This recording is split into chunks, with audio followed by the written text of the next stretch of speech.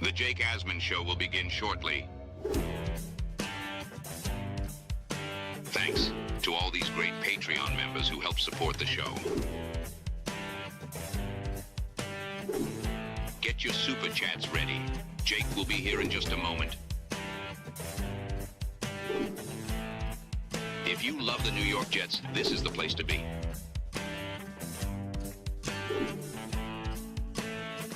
And now, the Jake Asman Show. No practice today for the Jets after 2 padded practices to begin this week. We're going to break down the latest from Jets camp, what has stood out, and how concerning are some of these injuries, including the one to Kenyon Sadiq. Omari Brown from JetX will join me. It's the Jake Asman Show. Let's hit it and get it started. We sitting in here, we excited as hell. Now it's time to get to work. Are you a happy guy? Oh my goodness, let's go! I haven't felt joy talking about the Jets in a long time. When they announced it, I went, yeah!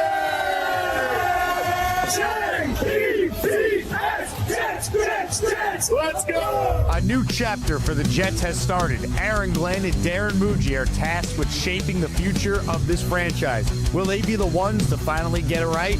We will be here for every step of the journey on the Jake Asman Show, breaking down all the storylines, every game, and everything in between. Please subscribe and hit the like button below. Super chats, baby. Cut the line. The Jake Asman Show starts right now.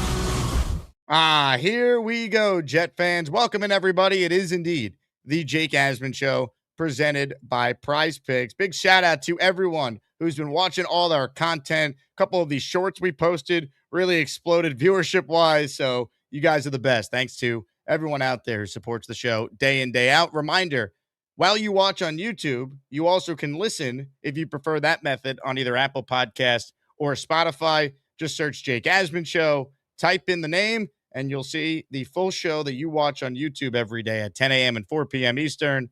You'll see the full shows posted in audio form on Apple and Spotify. Right now, we say hello to our good friend. Got a chance to hang out with this guy on Saturday after Jets camp. It's our man, Omari Brown from got the old branding wrong there. It's our guy, Omari Brown from JetX, jetsxfactor.com. Omari, the Nick Mangold icon there, the decal. Incredible. Well done. Listen, shout out to my man Justin48. Ocho, I don't know if he's in the chat, but shout out to him. He gave this to me at the draft party. And I've been seeing, listen, for a guy that lives in Tampa, he makes his presence known. So he was up at the Atlantic City Beach Club. But again, let's talk about Saturday really quick. I know we all touched on it. Shout out to Chef Kevin. Shout out to you. It was good to see. It was good to see a lot of fans. I was, I just chose to just sit randomly, and I was sitting with Nate.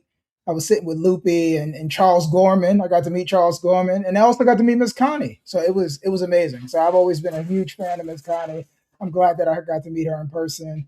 Got to meet Ryan from 24/7. There we are. Look at us.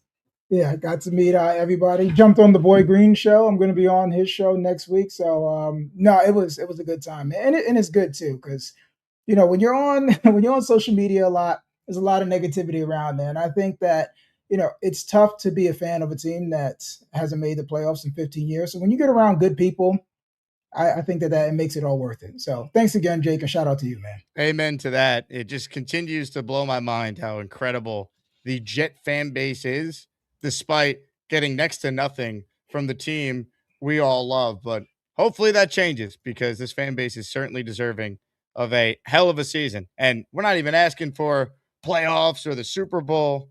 How about a win week 1? How about some relevancy into the holiday season for the New York Jets? We'll talk more about that as we go. A quick programming note. Today, I'm hosting the Jets Collective. Join me and Rich Samini. BT is on vacation this week, so Rich and I will hold it down at 5 p.m. Eastern on the Jets Collective YouTube channel. So check that out if you're looking for more Jets content. Omari, how concerned should we be with this injury to Kenyon Sadiq? It is a re-injury of his hernia. And look, it looked like he was fully recovered. The Jets said when he missed minicamp, he was going to be ready to roll for training camp. They were right. He looked good when I saw him in person on Saturday. And now, kind of up in the air what his status will be. Glenn's tone didn't sound great, but then he said they expect him ready for week 1. They also said 2 days ago it was just a maintenance day why he wasn't practicing. And then the next day, oh, wait, it's actually a setback. So I don't know what to believe, but I know it's not good considering how important we all felt Sadiq was going to be for this offense. Yeah, I wouldn't be too worried about it. Now, if he said that he's going to miss, the first quarter of the season, then I would be worried. But right now, I think it's important for him to be healthy so he can hit the ground running. And again, a lot of the tight end, the things that he's going to have to do is mental. So as long as he's getting those mental reps, I wouldn't be too worried about it. If he's ready by week one, Jake, I think that that's all that matters.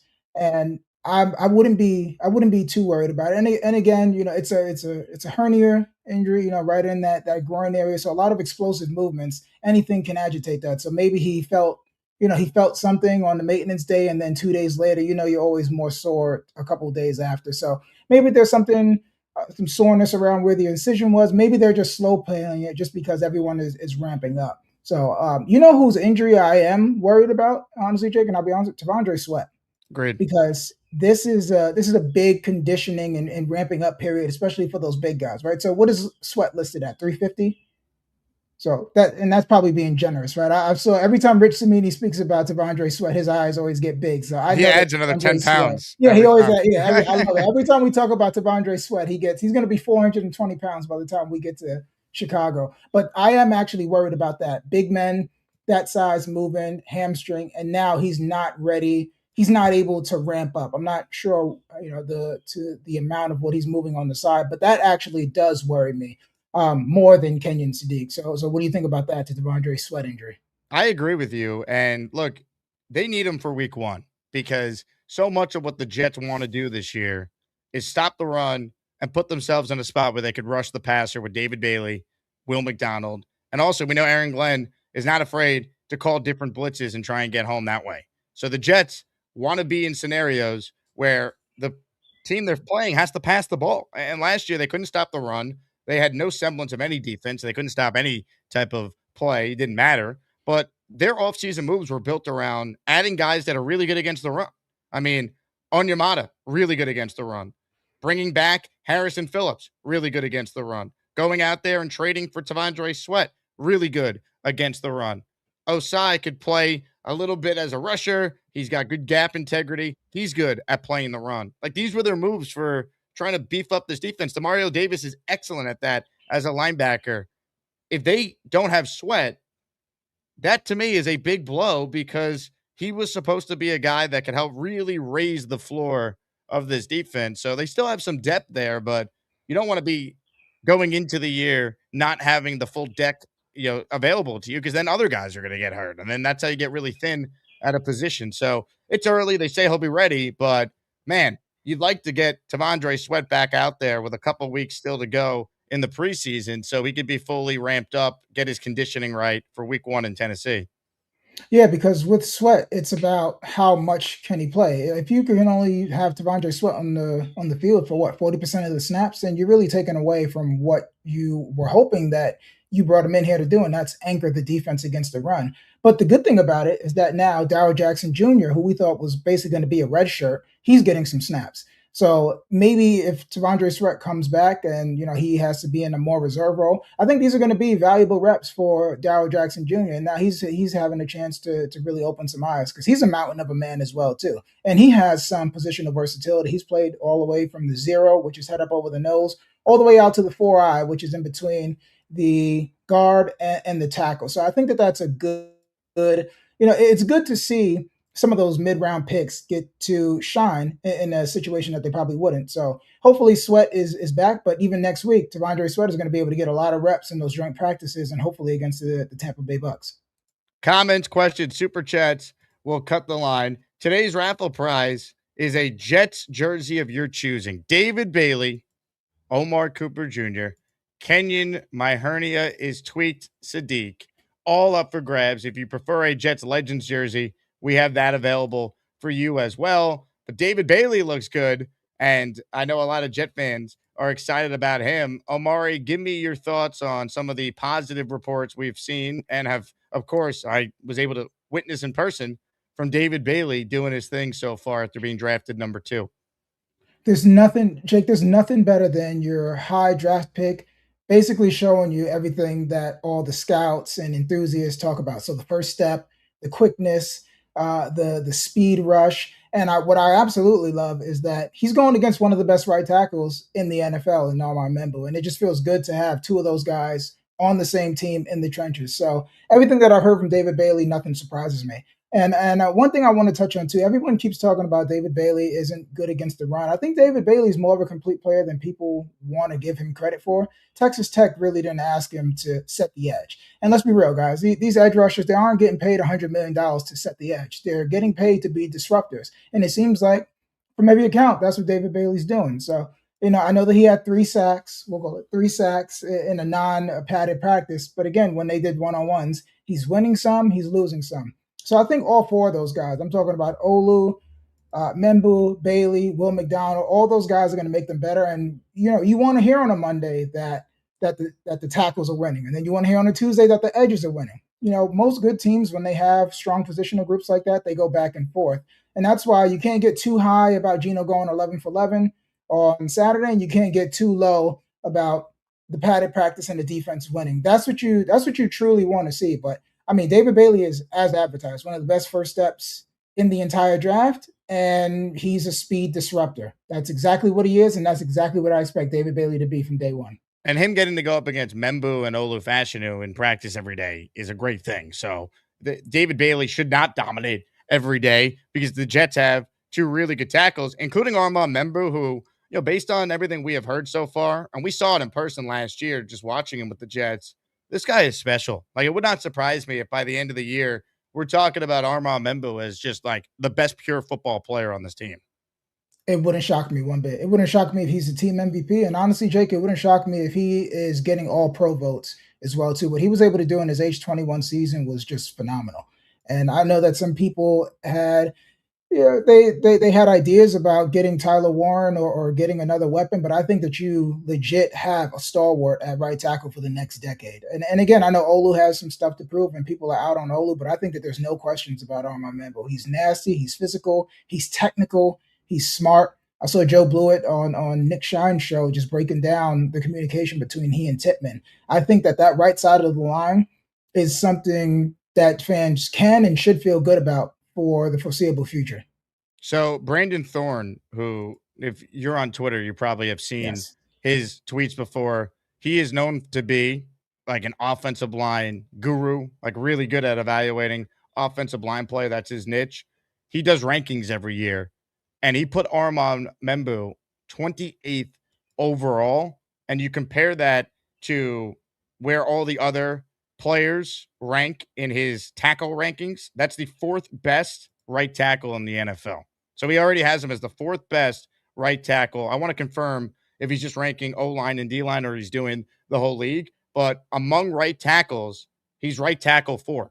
So you just saw Darnell Wright get a big-time contract from the Chicago Bears the other day. Like, Membou's on his way to being that dude for the New York Jets. After one season, and you said it, he was 21, now he's 22. He's going to get bigger, stronger, become more of a manly man, beast breaker style.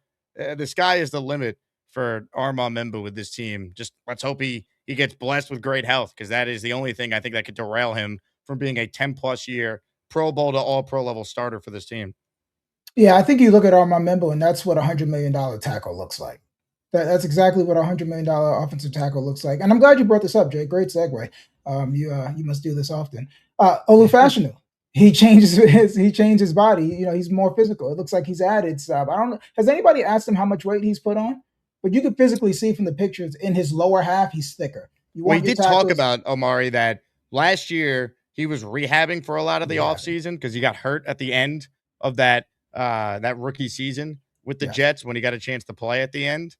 So he didn't really get to work on his body. He was just working on trying to get healthy.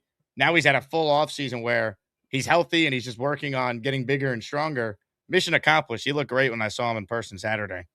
That's good. And I think, that Olu's more of a finesse guy. He wins with finesse first. But again, if he's able to add some functional strength, I think that's going to unlock a whole different facet of his game. So he's going to be able to anchor more. He's going to be able to move people a little bit easier because he already has quick feet and he's good at mirroring. So if he can really start to move people, I think that he can take the next step. But again, I think, to be honest, if Olu can just be a top 15 left tackle or just a very dependable, good tackle, doesn't have to be a superstar. I think that could take this offensive line to another stratosphere. So he has some questions to answer as well too, and this will be good for him as well because sometimes I feel like he does struggle with speed, especially when they're threatening vertically. So having Will McDonald and having David Bailey is only going to help him a little bit. You want practice to be harder than it is on Sundays, and I think those two are going to provide that for him. What do you expect from this offensive line? Like, obviously, we know Membou is the real deal. We think Olu Fashanu will take another step in his third year, be more of a complete player. They clearly like Joe Tippmann, gave him an extension. Myers is the center. Parham is the swap out for John Simpson as the new left guard.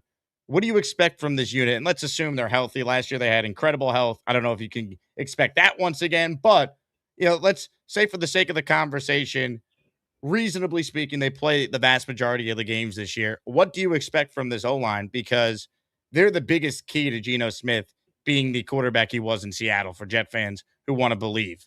Like Geno Smith, when he's protected, he's a solid quarterback. When he's not, he's among the worst when he's pressured. And all quarterbacks are way worse when they're under pressure. But with Geno, it's as big of a drastic, when pressured, when not pressured number as any in the league. When he's protected, he's good. And by the way, Rich Cimini pointed out this nugget when he spoke with Connor Long the other night. Geno Smith last year was the 10th rated quarterback in QBR in the red zone, which surprised me because he was so awful last year, everyone said. But in the red zone, he was really good. So if you protect Geno, I think he could still make all the throws. Even last year in the red zone, he was good on a bad team. So what do you expect from this offensive line? Because, again, I've been talking way too long about this. They're the key for Geno Smith to have some success. Yeah, I think the performance of the offensive line is going to determine the season because that just unlocks everything. So I'm not going to say that they're going to be a top 12 unit, Jake. I think they need to be somewhere between 14th and 17th ranked offensive line because, again, as good as I feel about the right side of the line in Tippmann and Membou, I do have some questions about Olu's run game. We're not going to confuse Dylan Parham with a Pro Bowl level guard, and you got to be honest. Josh Myers is not our number one choice. Now, again, if Josh Myers is the weakest link on your offensive line, then you're in a good spot. But again, I mean, you're swapping out John Simpson for Dylan Parham. He wasn't great last year. I'm not going to judge him just on the Raiders because that was just a complete mess. Chip Kelly was calling plays that didn't exist. So again, you still have some concerns on that interior. And just like you said, they all were healthy last year. That's probably not going to happen this year. So they're one injury away from Xavier Newman taking some important snaps. So then you're going to have to kick over Dylan Parham, who has some versatility, and get Inez Cooper in there. And I'm not sure how ready Inez Cooper is to take some snaps. So I would say this unit, a good year for them is to end up a top 15 unit. And if you tell me that they're ranked 13th or 14th, I would say that the Jets have had a decent year, and Geno would probably have a decent year as well too. Omari Brown is my guest. Hit the like button if you're just joining us. Again, we have not one, not two, but 3 shows today, including the Jets Collective at 5 p.m. Eastern time. I'll be live with Will Parkinson, who was at training camp on Monday. He will be joining me this afternoon at 3 p.m. So we're starting early this afternoon at 3 instead of 4, and then Collective at 5. The Jets might be off today, but the Jake Asman community is never off. We go nonstop, baby. By the way, for those of you just tuning in, our giveaway on the show is a Jets jersey of your choosing. Pick any Jet first-round pick like David Bailey or a Jets Legends jersey, and it's yours. Let me shout out Ozzie Fullers, who gifted a membership to the community. He is in the Asmaniac raffle for one. Let me shout out Omar Ochoa, who gifted a membership. Omar won a Garrett Wilson signed football the other day. He is now in the raffle for another entry here. And Lenny in North Carolina, who won a signed Vinny Testaverde jersey on the show a few weeks ago. She's in for 5. Hit it, AG. You have superpowers. You got to fly over there.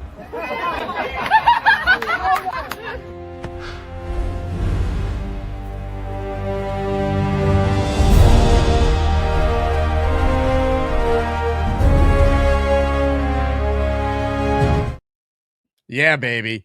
Omari, in terms of Aaron Glenn, have you noticed anything that has stood out to you in his second year compared to where we were at this time last year? Yeah, he's way more toned down. He's definitely, I think last year humbled him. I think he's not given a lot of bulletin board material, even though, we'll find a way. I think he's thinking. I think he's thinking longer before he responds to questions. He's not giving too much away.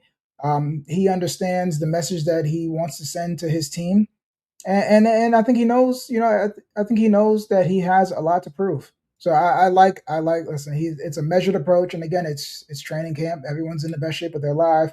Everyone feels great, but it's hard for me. It's hard for me. I try not to be negative because like my default setting is to always be negative with this team sometimes. But again, you got Jeremy Ruckert saying that things are different. You even got Garrett Wilson saying that things are different, and he's promising people that things are going to be different. So I do think that they all feel that things are on an upward trajectory, as upward as the Jets can be. So so again, I think Aaron Glenn has learned his lesson, and he's going to be here. So I'm not gonna root for this man to just outwardly fail. But again, I'm not. I just need to see it. I have to see it the first two games. I need to see some exotic looks. I need to see some post snap coverage roles, and that's something that I want to get into next. Geno. So a lot of people are telling me, and I overheard Nate say, and I think you said it as well too. Geno he's throwing the ball and is predetermined. And, I'm going to have a chance to go to practice on Tuesday, and hopefully I'm credentialed next week. So I want to see that myself because I'm hearing that there's a lot of predetermined passes. So pre-snap, Geno's trusting his eyes, and he's just throwing it up. So it's good for what you're going to see. But that's not what Geno's going to get week one. That's not what he's going to get in those joint practices. So I need to see what Geno's going to look like when he has to go against some post-snap coverage. When he looks down to get the ball and then the coverages are changing post snap, what is that going to look like? What is it going to look like when he has to go to his second and third read? Because a lot of even what Sabo, and I love what Robbie does, he's very in depth with his training camp notes. It seems like he's making up his mind pre snap and then he's just going with it. Now I know it's early in camp and they're still installing things, but that's going to worry me, Jake. Because even though even Salah is going to reinvent himself and he's going to show some disguises post snap, so I think that's going to determine how Geno's season goes, what he's able to do against the defenses when they shift things post snap. I think it's a great point. And look, with Geno, what I like is that he doesn't care about throwing picks in practice. He's not trying to look good in front of the coaches, or he's worried about like Rich Cimini or Brian Costello saying, "Oh, Geno threw a pick." Like he's taking chances. He's throwing downfield. We're not having the same reports like we got a year ago with Justin Fields, where it's like, oh, he's rolling out. It would have been a sack in a game, but we're not sure. And we try and talk ourselves into it. Like Geno's a pro. I think he's had a good camp. I think it's been exactly what you would expect. I think the fact that he already seemingly has gotten down the offense for the Jets with Frank Reich is really encouraging. I forget where I heard this. Garrett might have said this to the Jets media in-house team, but they asked Garrett about Geno Smith, and he talked about how smart he was. And Geno made a point to Garrett about how, this is what he wants to do. Here's the concept. Here's how we'd like to see it. And Garrett said to him, "Oh, like, did you do that in Seattle?" And he goes, "No, this is Frank's offense." And it was like on day one of install. And Garrett was blown away that like Geno already knew all the nuances and intricacies of a brand new offense. So like Geno's smart. The red zone numbers last year back that up. You got to be really good at processing quick to have success in the red zone, which he still did. I don't know. I'll say this. I am more encouraged with Geno Smith than I was pre-camp. And that's always dangerous when you do that because he is practicing against the Jet defense. So there's the other side of all that. And they don't have Sweat. They don't have Pont. Whatever excuse you want to make, you can come up with it. But I do feel better about the possibility of Geno giving us a competent season than I did before training camp, if that makes sense. And that's good. Your eyes told you one thing and now you're able to form a different opinion. One thing that always bothers me, you can feel how you want to feel about Geno Smith, especially off the field and, his first tenure here. My issue is when people try to negate his football intelligence. The same thing with Aaron Glenn as well, too. These guys just didn't walk and luck into these positions. So they are very knowledgeable. Now, are you able to take that knowledge and turn it into something positive on the field? Now, again, not many people can do that. But physically and sometimes from a mental standpoint, they are equipped to be able to be successful in these roles. So that's one thing that does bother me about that. One question I do want to ask you, and I can't wait to see for myself. just speak to the skill position talent, because now it's not, and no disrespect, this isn't Josh Reynolds, this isn't Alan Lazard, and this isn't Tyler Johnson. Now we're talking about A.D. Mitchell, Omar Cooper Jr., even Aaron Smith is bringing in some passes, and Isaiah Williams. So tell us a little bit, and I know you've talked about this, but tell us a little bit about the floor being raised and some of the catches and the battles that are going on. I think that there's more talent in the defensive backfield and at the skill positions. I think especially at the skill positions, they got players, man. And no matter how many times we talk about the Jets, I feel like we never talk about Isaiah Williams. I think it's clear he's gonna have a role on this team. He's entrenched as their fourth wide receiver, and it wouldn't surprise me if we see a lot of packages where Isaiah Williams is out there on the field. And we've been talking about 12 personnel, but what if Sadiq is not up to speed? Where maybe at the beginning of the year, they're using Isaiah Williams and Mason Taylor, and they're spreading it out and throwing a lot more than a lot of us realize here, because they like Isaiah Williams a lot. Glenn raved about his toughness and his blocking. We know Omar Cooper Jr. has impressed and has made some plays. A.D. Mitchell seems like every practice is making a big play. I saw it in person on Saturday where he caught a long touchdown in the end zone. They have players, man. You hope guys stay healthy. That's the big thing. All this sounds great in training camp, but injuries happen, and the Jets defensively have been ravaged with some injuries. The Sadiq injury is the first big injury to the offensive side of the ball. Let's just knock on wood they're healthy going into week one, because they got dudes, man. They have real depth at the skill position players.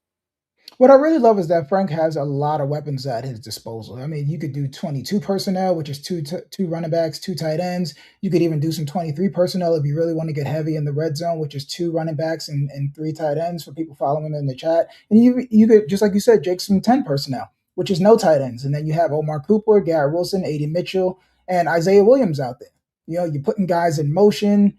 I think that there's enough tools in the cupboard for Frank to get extremely creative. So if he comes out and it's no pre-snap motion and, we're just sitting in a base 12 personnel look and there's no creativity, I think that the season is going to be doomed, but it's not going to be because of a lack of weapons. So just like you said, I think this is the first time where they've had an offense to where I think they could dictate the pace of the game to the defense, if that makes sense. Like they could come right out, Jake, in a trips wide set, a 3x1 set. Or I saw Robbie said that they ran like a 2x2. He didn't really want to give away the concept, but again, you're putting Isaiah Williams in the slot and giving him a 3-way go, and then you're not going to be able to double Garrett Wilson. And if you are, somebody else is going to beat you. Right. So it's good. And then everything it doesn't have to be a long deep shot, because Omar Cooper broke 40% of his tackles last year. Isaiah Williams is a great returner. So if you could just dump it off to those guys and then let them do what they do, I think that that's a good way to keep the offense in flow. And then if all else fails, you can just dump it off to Breece Hall. So I think that this is as insulated a situation as Geno is going to be able to have at this point in his career. So I do, there is a reason to have some optimism. So I just wanted to get a take of what it felt like to have the talent floor raised. It felt like they got real players. That's what it felt like. Like the ball not hitting the turf, that matters to me. It should look clean in practice with a veteran quarterback. Like that's what you want. So again, it's early. It's the Jet defense, which is dealing with some injuries, and Glenn is taking over the play calling, and there's way more questions, I think, about the defense than the offense at this point. But we will certainly see. I want to give some love to John J. Williams. He sent in a Zelle, as he typically does. John is now in the Asmaniac raffle for 2. Let's go. I hug him every day. I hug him every day. Calling all Asmaniacs. If you are hiring, use ZipRecruiter to help you hire the best candidates. The Asmaniacs, they always go the extra step. So perhaps there's some Asmaniacs looking for employment. They're on ZipRecruiter. You just got to find them, and ZipRecruiter will make it easy to find the best candidates for the job you're looking for. They have a feature that shows you the most interested, qualified people first, so you're going to meet the right candidates faster. ZipRecruiter can say this: 4 out of 5 employers who post, you find a quality candidate within the first day. You don't believe me? Try it yourself for free. ZipRecruiter.com/audio. That is ZipRecruiter.com/audio. Meet your match on ZipRecruiter. In terms of Geno Smith, again, barring injury, which no one can predict, I don't see how Geno Smith does not throw at least 20-something touchdowns this year. And right now on PrizePicks, the Geno Smith passing number remains at 14.5. In any future Jet lineup I put together with PrizePicks, I'm including Geno Smith going over both his passing yards number there and the passing touchdown number of 14.5. Just feels way too low for me, Omari. I'm buying some Geno stock in terms of him at least getting into the low 20s in touchdowns thrown. I think that's easy. That's easy money. That is easy money. I think. Listen, use the code. Jake is giving away money right now. So it's PrizePicks. Play your first $5 lineup and get $150 in lineups if you win. So download the app, click my link in the description, use that code, win a lineup.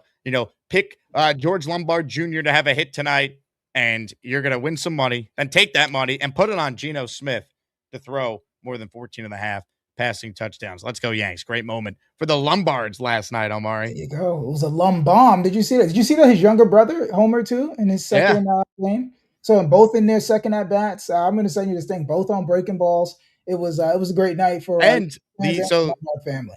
Yeah, Lombard's home run for the Yankees was against the Cardinals.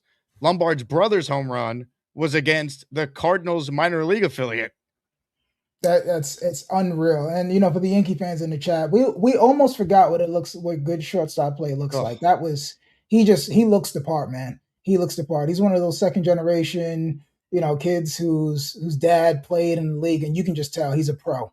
He's a pro. So hopefully, he's gonna scuffle a little bit, but I think defensively, but coming into the year and even some parts of last year, I thought that he was the best defensive shortstop in the organization.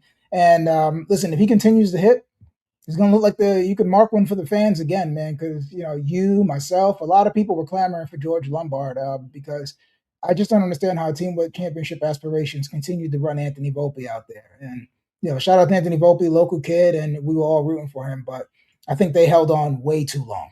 Way too long. Amen. How about this from Leanie, who checks in? She's been a channel member for 35 months. Leanie, you're awesome. Thank you. She says, exactly, Omari. We have no idea what Geno will be, but I do like seeing videos of that nice tight spiral he's throwing. Go Jets. Geno throws a great ball. Like, his arm is legit. Like, there is no doubt whatsoever that Geno Smith could still make all the throws you would like your quarterback to be able to make. I mean, his arm is live. That has never been a problem for Geno. It's just the decision-making, the consistency, how he is under duress, but you could see it in this throw here to Omar Cooper Jr. Geno Smith has got an absolute cannon of an arm.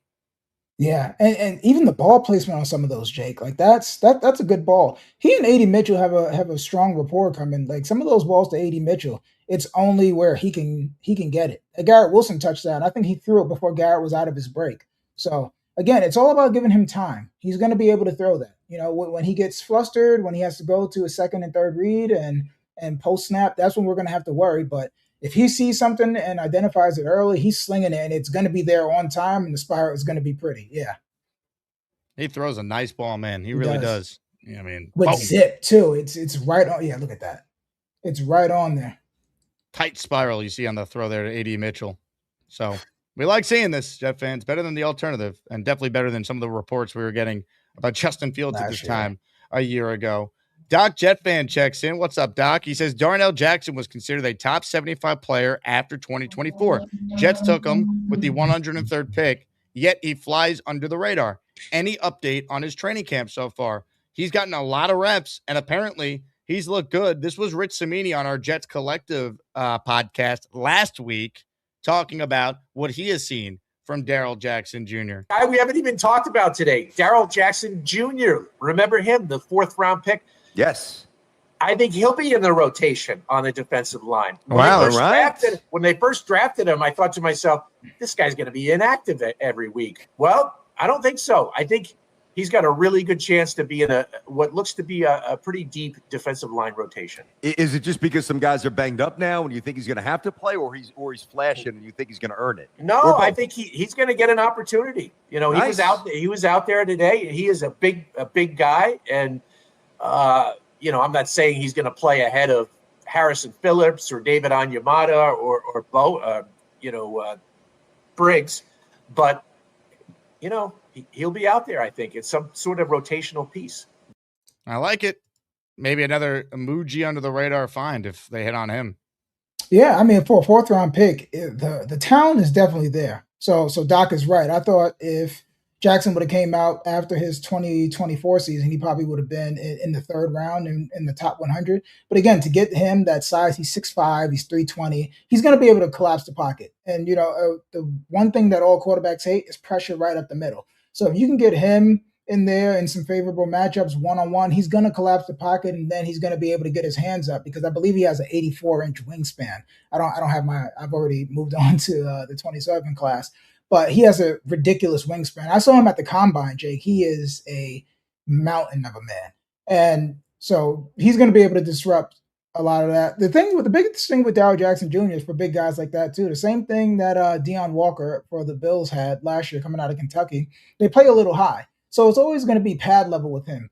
But if you can get his pad level consistency down, and I think the Jets have the perfect guy to be able to teach that in Carl Dunbar, you could have a rotational piece there. It's all about getting guys in. And you and I have talked about this as well, too.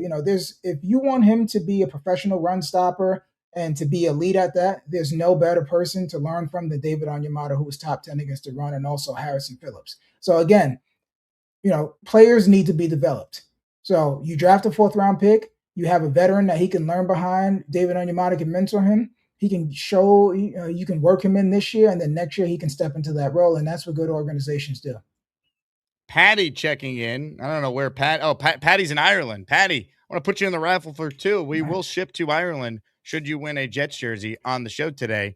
I've been reading that some college aficionados really rate Inez Cooper. Could he be a steal? I haven't heard anything good or bad about Inez Cooper. I could talk to Samini about that later today when we have him on our Jets Collective podcast we do together.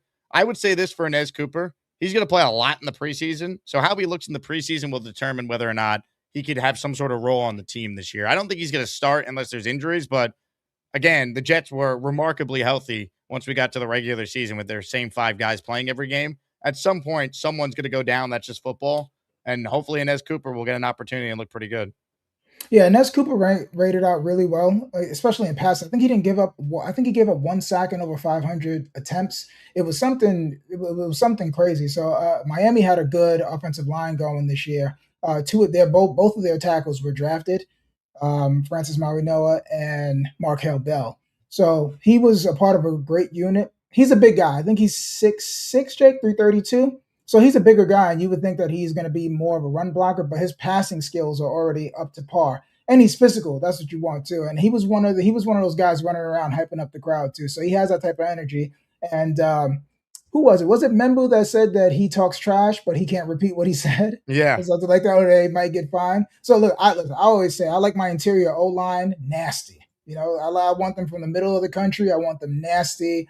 I want them to not have friends that are on the defensive side of the ball. So that's what you want. But we'll be able to see, the eye test. But Inez Cooper, what he does need to work on is some of the run blocking. But as a pass protector, I think that you could plug him in right now and you'd be able to get a suitable play.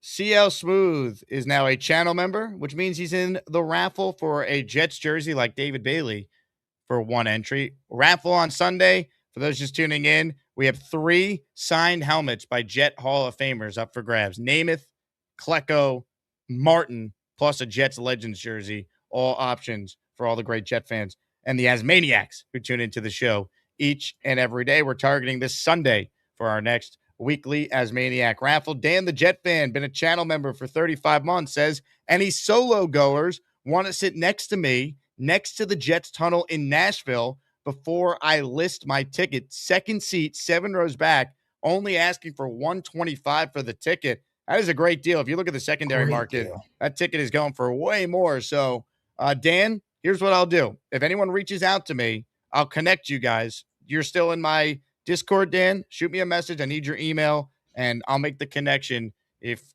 I get anyone who's interested in this.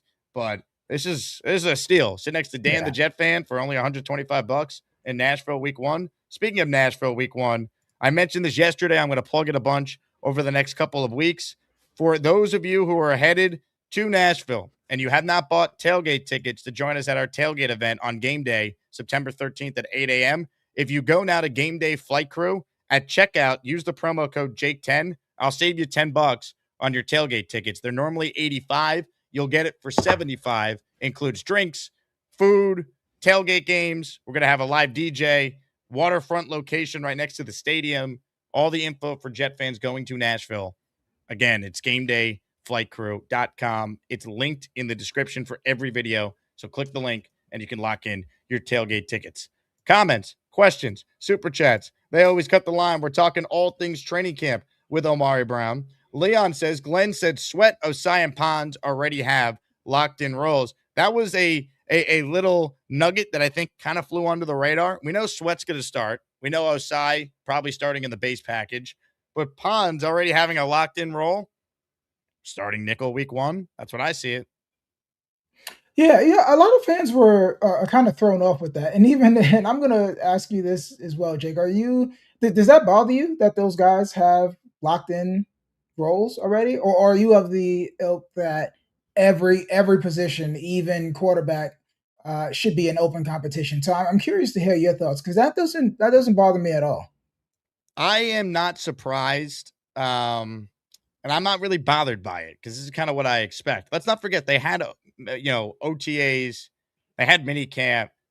Like, if you know, you know. Like, we knew Sauce Gardner was great right away. We didn't need to play games. Garrett Wilson, they did play games with. It was dumb. Like, if you know, you know. Like, if they think Pons is ready to go, like, great. I mean, he was a top 50 pick. He won a national title in college. He was an amazing player. If they think he's ready, I'm with it. I don't have a problem with this. Now, again, if he's just terrible, I don't think he'll last in that role. But I think it's pretty obvious with these three, they're going to be starting players for the Jets. Yeah, what do we think? Do we need to see it? Do we need to see Jarvis Brownlee versus D'Angelo Pons during training camp to know that D'Angelo Pons is probably going to exceed whatever production that Jarvis Brownlee can do? That shouldn't shock anybody. Joseph Osai was brought in here to be in the base package to be able to set the edge against the run, so you can allow the pass rushers to do what they do. So, and I don't understand. I'm all for open competition. I do believe that there are going to be some players that play themselves into a role, just like Darryl Jackson Jr. I think AZ Thomas is doing a phenomenal job to supplant himself as CB2, which I'm hopefully is going to be a CB1 for this team. I think AZ Thomas is a cornerback too, but I think for this team he could be a cornerback 1. And I think that there's been some rotations as well in the safety position. I know Minka's pretty locked in, but I do think that there's a competition between Dane Belton and Andre Sisco. So there is competition around here, but there's just certain guys that why mess around? You know that they're going to be good. And D'Angelo Pons, with him, everyone keeps raving about his mentality and how smart he is. So if he's showing that in the meetings and then he was able to get out there in OTAs and show what he's able to do, I don't have a problem with any of those guys having locked in roles. Big fella says, happy poop. Omari, your thoughts? Happy poop. Make sure you poop to all. Happy poop to all. Comments, questions, super chats. They cut the line, ladies and gentlemen. Today's Jake Asman show is presented by IndaCloud. I was using some IndaCloud products last night to help me unwind after a crazy day of content on this channel. IndaCloud should be your go-to. They have everything. THC gummies, premium pre-rolls, zero sugar THC sodas, which I'm a huge fan of, the energy gummies, extra strength sleep gummies. You name it, they have it. Everything is federally legal. Hemp THC is lab tested, and it can be shipped discreetly right to your door. If you're 21 or up, go to indacloud.co, code ASMAN at checkout for 30% off your first subscription order, plus free gifts and free shipping on qualifying orders. That's indacloud.co, code ASMAN. Enjoy responsibly, and thanks to IndaCloud for supporting the Jake Asman Show. We're going to do some calls with Omari if you want in on the conversation. Plus, the Azzy Awards continue today, and this one is quite the doozy. The biggest meltdown award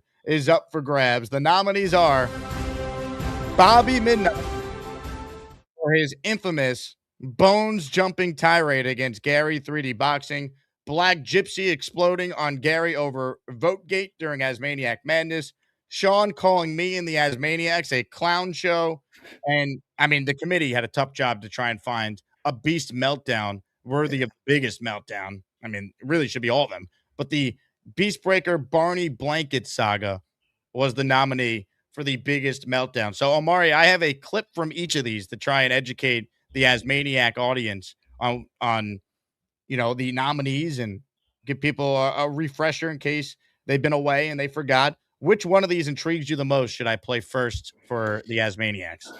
I'm interested to see Sean calling us all a clown show. Ladies and gentlemen, here's Sean's call where he called me and the Asmaniacs a clown show. Good call. Then you bring up these idiotic guys. Dude, if I was in your face, you wouldn't say shit. Frank called you an angry drunk. And you guys want to, like, thrash me. Don't take the chat overly serious. They're trying to troll you to get you riled up. Sean, stop crying. Now I will definitely tell you that to your face. He wouldn't. Dixie I guarantee says, you wouldn't. yes, we would talk to you like that. Gary says they're all P words. Don't take it to heart. How about the fact that the guy that called you a midwit is coming to your defense? Thank you, nitwit guy. We're all now dumber for listening to this. How do you think this call went? Jake, man, I like you, but you can, be problematic in my life. 3 minutes of shoving a football on a toilet was more entertaining than 10 minutes of whining. Because you want to make me look like a dumbass, like I'm, like Beast. Whoa. And make me What feel has like Beast done? Why are you taking a shot at Beast? Because you want to make me look like a sideshow freak. You make yourself look like a jackass. I don't have to do that. Beast is a clown in itself. Shut your trap. Look, Asperger. Dude, you live with your mom. Shut up, bitch, when I speak. 1987's calling for their glasses back. This is what Jake wants. Jake is feeding off you it. ain't You know nobody, why? Because he's Alex. getting more lucrative I want more followers. bitches like you. I know your game, Jake. Go change your tampons, by the way. Did you get enough airtime today? Are you satisfied? You're a clown, bro. You're a clown. You just made me $2. Nate says, thanks for the Sean. I know. You're making me seem like I'm a sideshow clown, and I'm not. Do that on your own. I just answer your calls. You're the ringleader. Well, it's called the Jake Asman Show. So, yes, by the nature of the title, I am the host of the show. If you want to talk to me one-on-one, I'll meet you on the boat. I really don't want to talk to you one-on-one. I think the platform we have here is more than adequate. Because you're afraid. You're scared. You little redhead bitch. Your drunk ass calling into a talk show? I'm afraid of you? No, Sean. We'll see you later, buddy. Hope your life improves. You miserable piece of crap. That was the clip there from Sean. What a moment. Yeah, I missed that one. What is with grown men trying to challenge people? Like, who's actually going out to fight over some football? Especially over Jets football too, right? Pick the next one you want, Omari. Let's do.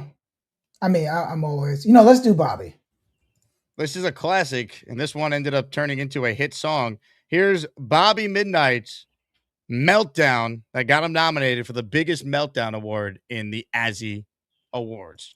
Jump a bones like you think. Oh, I don't want to talk to people that have low ID. I just wanted to say hi to her. Not that I wanted to jump a bones, okay? She's very attractive, but so I don't want to fucking jump a bones, okay? I certainly don't think that's true. Yeah, you have no idea why you're upset. Because you said I wanted to jump a bone, you asshole. I don't even use the term "jump her bones." I've never used that. Yeah. And I wanted to jump a bone, you asshole. She's very attractive. Yeah. And I wanted to jump a bone, you asshole. I wanted to jump a bones. Oh, I don't want to talk to people that have low ID. I'm not going to jump a bones like you think. I wanted to jump a bones. But I'm not going to jump a bones because she's much younger than me. What does that matter? She's very attractive. It's becoming a trend. What a meltdown. What a moment. That was mean by Gary, though. Bobby was struggling to get it out. That was mean, Gary. I don't know if Gary's in the chat right now. That was mean. Nah, that's just typical Gary being Gary. Yeah. All right, Sean. I go to Sean. All right, Omari. You got now 2 choices left here before we open up poll voting. You want to hear the meltdown over VoteGate involving Black Gypsy or Beast Barney blanket tantrum? Let's do VoteGate because I think I've seen the Barney blanket. Let's go VoteGate.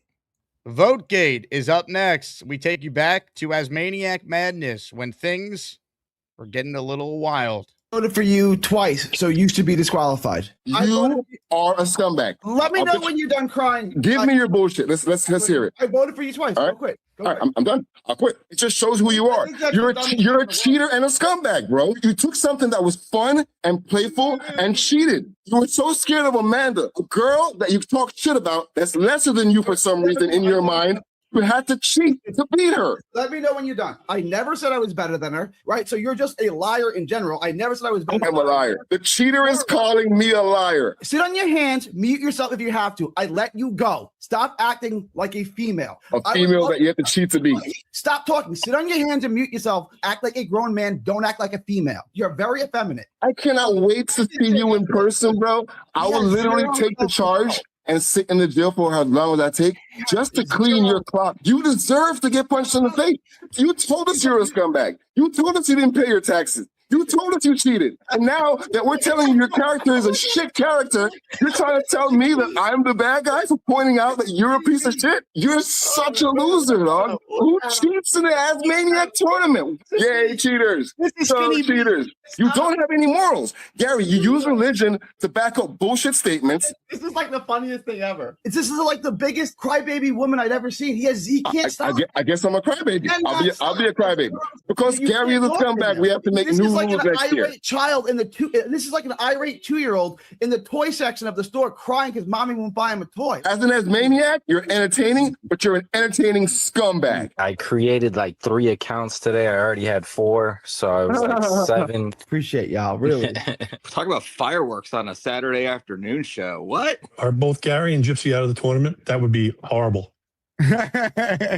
We need to say a little prayer for Black Gypsy. That was absolutely unhinged. He's threatening to beat me up, and he's more than welcome to try over a Asmaniac content. You're more than welcome to try, pal. I encourage one man, one woman, one vote. But unfortunately, we have a lot of people with, they're dishonorable here. The whole process is corrupted because there's no rules. Anything goes situation. Gary is a cheater and he's a disgrace to this country. I think somebody should throw him in Iran and let him be the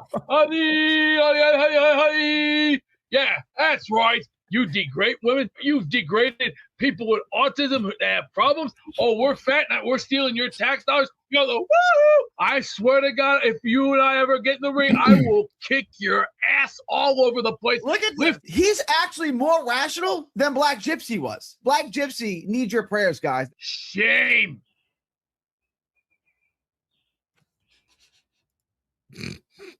That was good stuff. That was box office. I can't believe that happened. So, Jake, you're going to have to change the rules for next year voting. I can't. Ladies and gentlemen, we got one more left before voting will start for the biggest meltdown award. Some are saying, how could you pick this one? There's so many others. You try.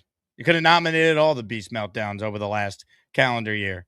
But this is what the committee decided. Here is your beast meltdown for our final nominee. Sent you that? That scumbag sicko Bobby Beasley. What did he send you? What is that? Barney crap. This is a new low of intelligence.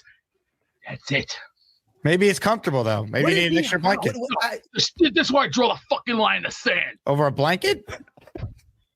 Forget it. Is it a clean blanket? Sickening trash I've ever saw in my life. Any more shit like if that's the most sickening thing you've ever seen in your life is a blanket, you should probably get out of the attic a little bit more. This son of a bitch is going to get what's coming in real bad. Hey, show us the blanket. We have new listeners that tuned in. They missed what happened. Burn it. Can we see the blanket before you do that? I am tired of having my name dragged through the mud. So your name's being dragged through. I'm just trying to understand what happened, because your name's being dragged through the mud because your arch nemesis sent you a rainbow colored blanket? Sick. This is disturbing. I don't want this shit around me. Move from the very general to the more specific. What's disgusting? What is gross about it? What is offensive about that? I've had the most fucking disgusting crap I've ever saw in my life. This is crap. Find it crap. I don't like this shit. Beast is not a masculine man. Beast has more feminine traits than I've seen in most women. He's over emotional. He's got double D's also. That's how a woman acts. This is it. Later. All right. This was sent to me by Bobby Beasley. He's claiming this is you. No, this is disturbing.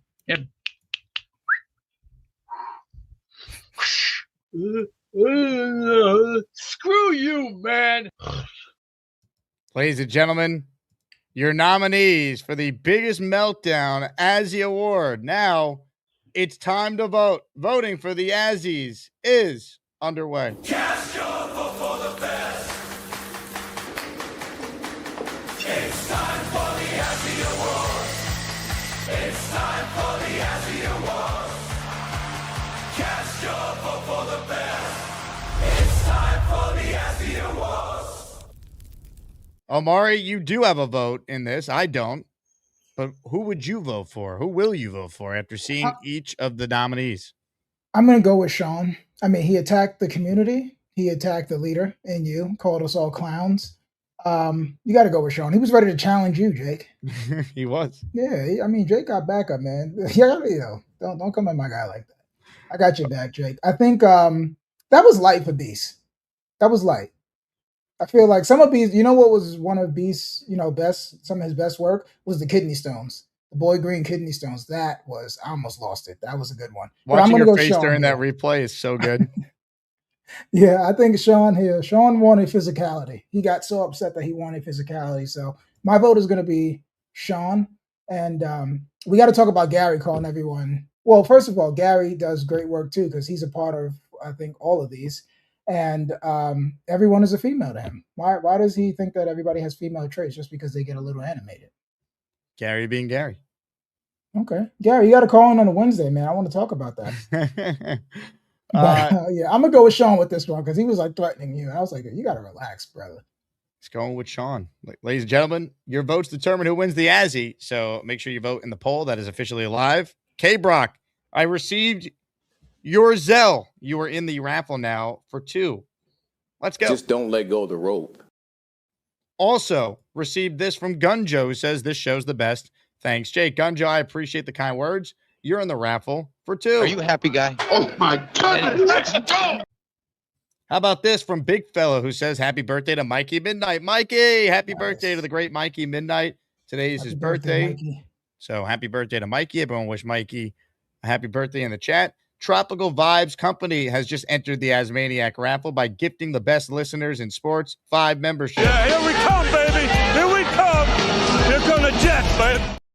Outstanding. Outstanding. Love it. Appreciate everyone who's tuned in live. This question's from David, who says, with Sadiq being sidelined, does his Where's Waldo role get given to wide receiver Cooper and tight end Sadiq remains just a receiver for year 1? Now, Sadiq's going to be a tight end. He's not a receiver. I mean, Cooper's a completely different type of player. Do I think Cooper could be on the field more as a result of this? It's possible. I definitely think they like Omar Cooper Jr. a lot, and he's going to have a big role even if Sadiq was healthy. But when Sadiq comes back, he's not just going to be a wide receiver. They're going to have him do all the responsibilities a tight end would do. Yeah, I don't think that this affects their plan for Omar Cooper. Maybe he gets more looks early on and in the traditional slot role. But again, I think the beauty of a lot of the players that they've added on at the skill position is that they can do multiple things. AZ's your deep threat. We all know Garrett is all world. Cooper's going to give you the tough contested catches and yards after catch. Isaiah Williams, same thing with the yards after catch. So whether Sadiq is healthy or not, I think from the wide receiver standpoint, those guys are still going to do what they do.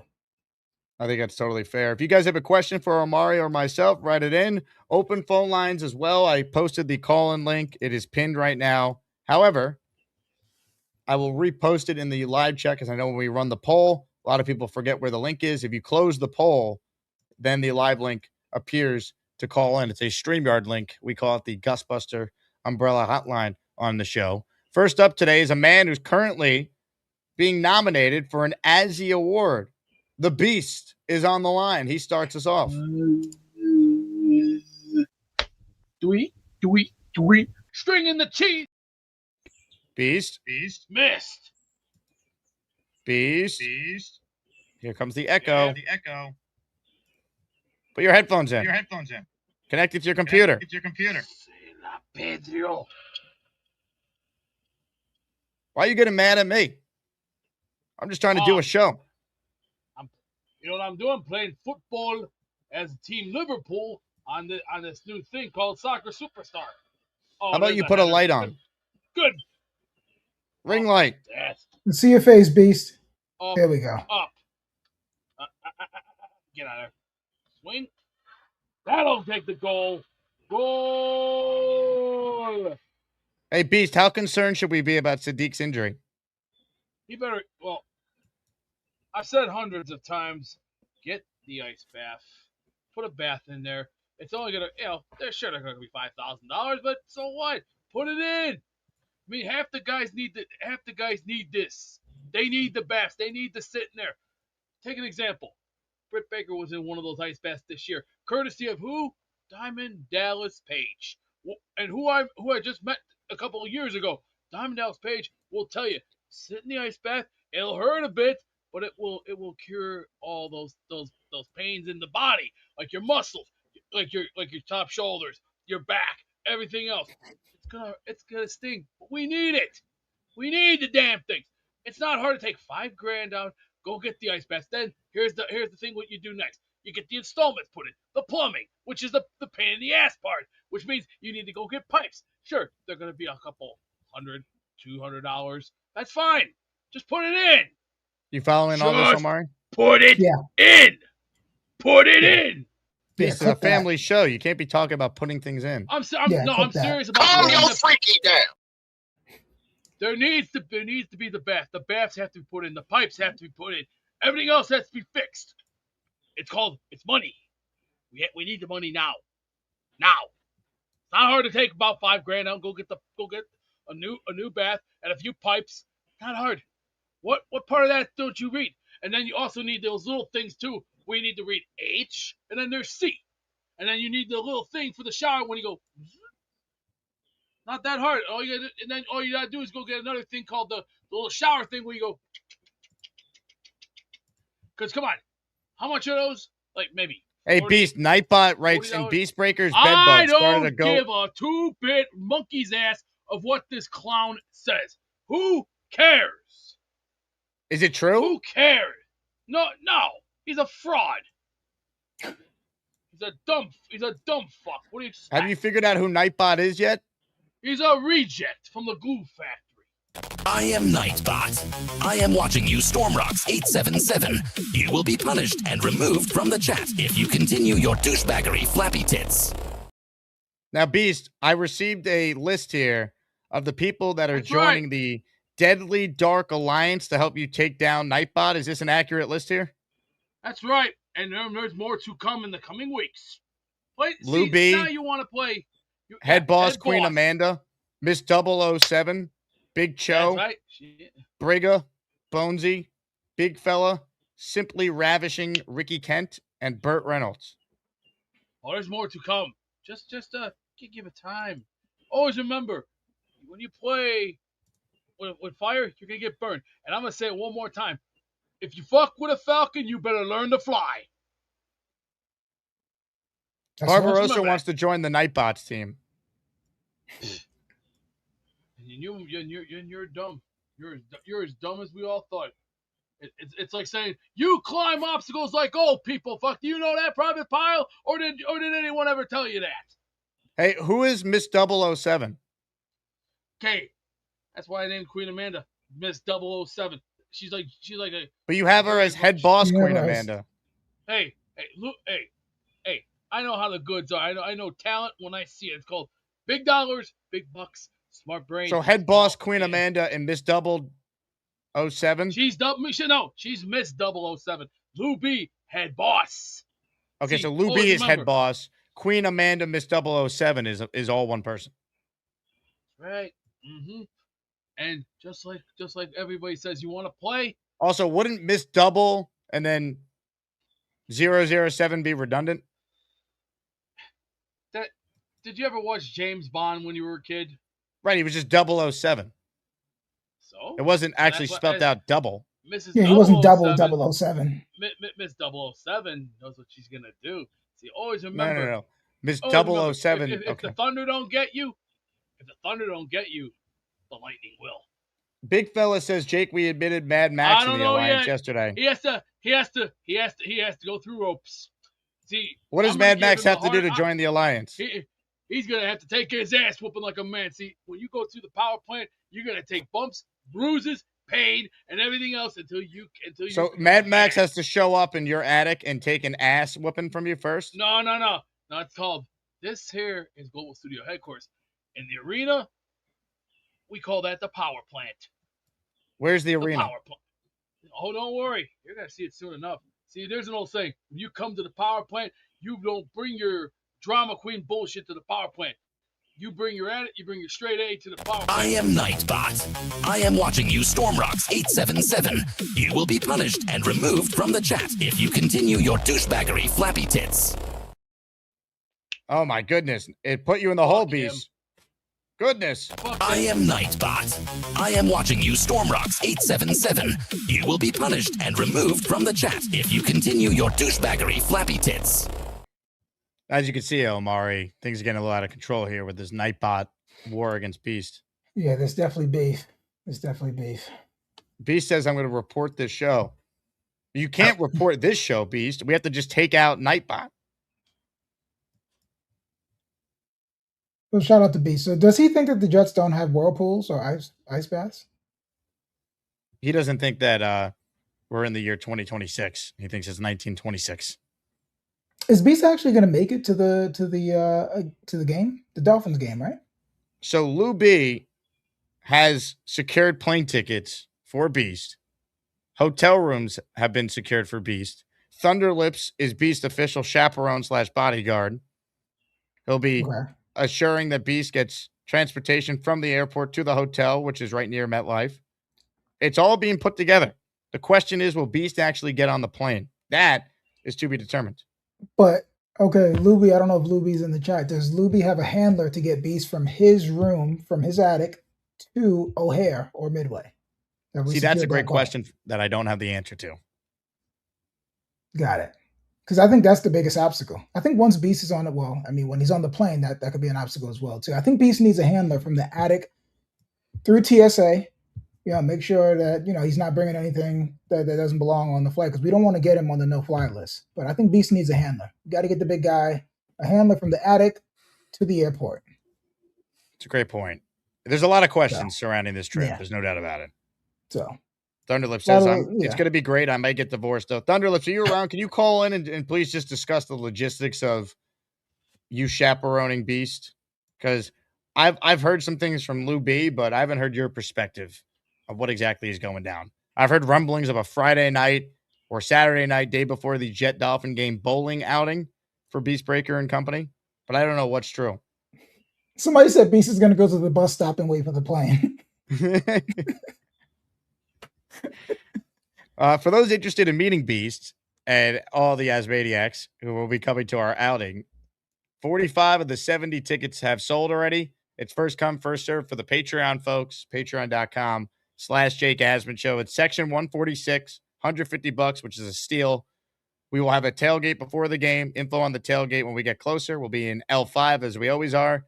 And then after the game, for those who want to go, your ticket includes a post-game field pass. So you can go on the MetLife field afterwards and take a photo with the group, your family, friends, whoever you're bringing. Ladies and gentlemen, we asked for Thunderlips to call in to give us some nuance and some context on this Beast Feast trip. And Mr. Lips is delivered for the people. Mr. Thunderlips, thanks for calling in. Hey, how you doing, Jake? Omari. Internet's dog crap here at work. So am I breaking up or am I good? So far, so good. Maybe a slight delay, but I want to get right to it. Lay out what exactly you're doing with Beast when he gets on this plane, he lands, and then what happens? First off, this all started because I told Beast if I ever go to Chicago and go to a game, I'm going to take him bowling and everything. So it turned out to, this trip, which is great. It's fine. He's staying at the same hotel as I am. The wife does not on board. I don't know how he's getting from the airport to the hotel. Lou said that he was going to send a driver at first and he was going into New York City, but now he's flying into New Jersey. But his hotel room is under my name as well. So I want to make sure that he gets to the room safely. Once he's there, my wife can't say no. You know what I mean? What is she going to do? Get a different hotel? She says no now, but I'm going to make sure he gets food in him, make sure he gets to the game and back from the game. Even if my wife takes my truck and I have to take an Uber or something with him, I'm going to make sure that he gets there safely. I'm not going to leave him hanging. So that's about it for that. So should be fun. JD, I'm pretty sure once. Go ahead. Undervaluing Beast over his wife is some development. I've been married since 2002. There's nothing. If she hasn't left now, I don't think she's gonna leave. I basically could do whatever the frick I want. You know what I mean? So, I mean, once she meets him, you know what I mean, and realize she just is afraid of every time she watches the show and he's doing crazy shit. She thinks like he's gonna like murder her or the kids, and I'm like, I'm gonna be there. He's not gonna do anything. He's just he's not normal, but get to know him a little bit. He's just, he's a big guy, lovable big guy. I think he'll be okay. But if I don't turn up to the game, then he murdered me and my family and need to call the cops. Okay. Are you concerned that Nightbot could potentially show up at this hotel where you guys are staying at? My wife might be Nightbot. Who knows? That could be Carrie in the cut. Trying to throw wrenches into the developments. So plot twist. But I don't know. It's gonna be fun. I'm looking forward to it. I'm bringing my bowling ball. Me and him are gonna go bowling. I think I'm gonna bring my kids if my wife lets me. So, are your kids excited to meet Beast? My 14-year-old is excited. The one that was pretending to be Beastbreaker and shit in that video. My youngest is like, no, we can't. And I'm like, yes, we can. And I he's little. He's 12. You know what I mean? But they see the show. They see everyone crazy. And I've talked to Beast offline, and he's not as intense and over the top as he is when he calls the show. I think he's trying to paint a picture that's not true. He's a good dude, man. He just needs people behind him. He needs people to get his back. You know what I mean? Just like everybody, we all need friends. We all need someone to listen to us and not always take shots. You know what I mean? It's fun in games and shit, like when he calls, but sometimes people, and I used to do it too. But right away when he's on and people call him, they just want to get him pissed off and shit and smile. And, sometimes people internalize it differently and it hits everyone. Not everyone lets it go off their back and has thick skin. You know what I'm saying? So it's all good. I can't wait for this. And ladies and gentlemen, here to talk more about Beast Feast is... Just leave a message. Just leave a message. Thank you. Beast, are you excited to meet Thunderlips? In the words of the great Arnold Schwarzenegger, I'm a cybernetic organism conditioning over meta-endoskeleton. I thought he was going to say I'll be back, and I was going to say that makes no sense. 35 years from now, you'll be reprogrammed to meet your Terminator here. Yeah, B, sometimes I don't know what the hell you're talking about. I'm just, when you see someone, you don't know if they smell or not. I think that's my biggest concern is like if, I get him in the car and I got to put a towel down on the seat, you know what I mean? Because I got a 1794 edition Tundra. It's got nice leather seats and stuff. I don't want any freaking schmutz on the leather, you know what I mean? So...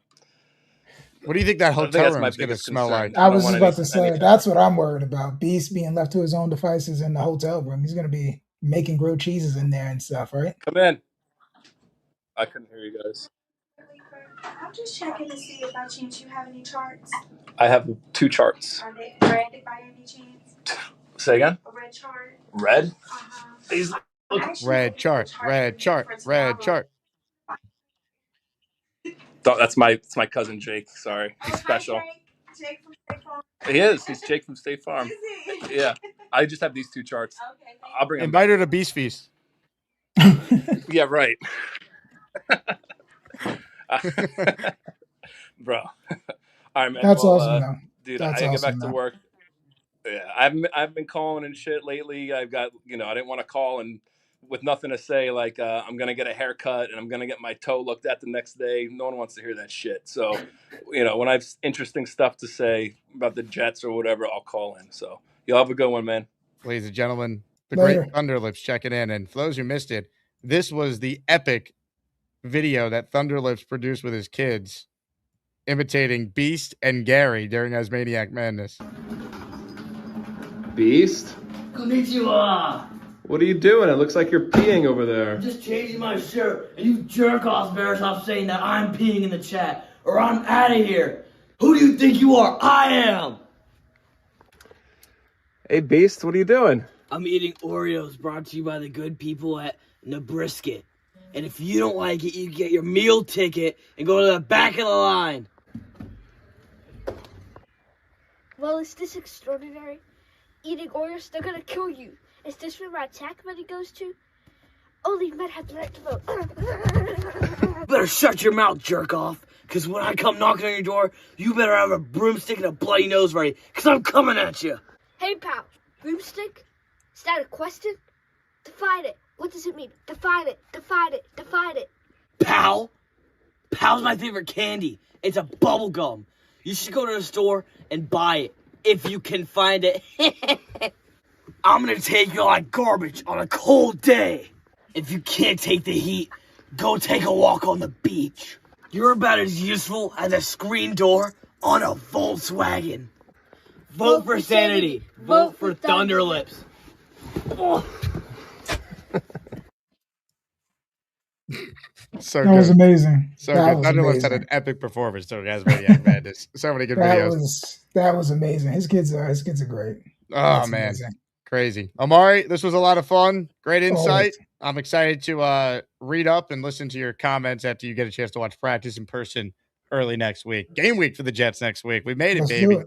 Let's do it. Let's do it. We are here, Jake. Thanks again. Thanks for everything. And shout out to the Asmaniacs. I'll see you guys next week.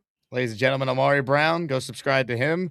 Check out all his content on JetX and his Twitter account. Good stuff there. Open phone lines for those who want in. Right now, there's only one man on hold. We know who that is. So if anyone else wants in on the conversation, that would be a great time. Also, want to let people know that Cash App is running an awesome promo for all the Asmaniacs who have kids, teenage kids specifically. It's never a bad time to start saving up. Cash App offers the opportunity for people to start accounts that you could run for your kids and save up, and starting with as little as $1 in that account. No monthly fees, no minimum balance requirements. You can manage everything directly through the Cash App account. You could, again, sponsor your teen on Cash App. They have opportunities for you to basically make an account and start earning some interest and saving up. So check it out. It's a promo that Cash App is running. Just download the Cash App today. Use my link in the description for this video. Cash App is a financial services platform, not a bank. Banking services provided by Cash App's bank partners. Prepaid debit cards issued by Sutton Bank, member FDIC. Cash App Visa debit flex cards issued by Sutton Bank, member FDIC. The Bancorp Bank NA. See terms and conditions for the Sutton prepaid card, Sutton debit flex card, and Bancorp debit flex card. Savings provided by Cash App, A Block Inc. Brand. Visit cash.app/legal/podcast for full disclosures. Comments, questions, super chats, cut the line. Bobby Midnight leading right now in the Azzy Award for the biggest meltdown. Bobby Midnight, 30% of the vote. Black Gypsy with VoteGate at 22%. Sean with the Clown Show ran at 25%. Beast with the Barney at 23%. You know, it's interesting for the Beast Breaker one. There's so many good ones. There's a whole category for Beast that we're going to do later on in the Azzy Awards. The best Beast Breaker moment. And some of your favorite Beast Breaker moments include Beast Breaker rants. The nominees for that one are Bag of Dicks, Bathtub from Hell, Didn't Watch the Jet Game, and USPS War.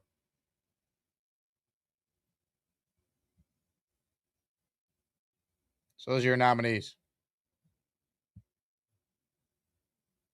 Nightbot writes in, Beast still out here cooking burgers in the attic like it's a 5-star kitchen. How dare you? It's the global studio headquarters. It's not an attic, Nightbot. It's not an attic. Ali says Tub has to win. I don't know. The post office one's an all-timer, too. Give me someone that's speaking American. So many good ones. So many good ones. Again, if you're just tuning in, Jets off day today. Practice resumes tomorrow. Full pads, I'd imagine, again for the Jets, Thursday, Friday, Saturday.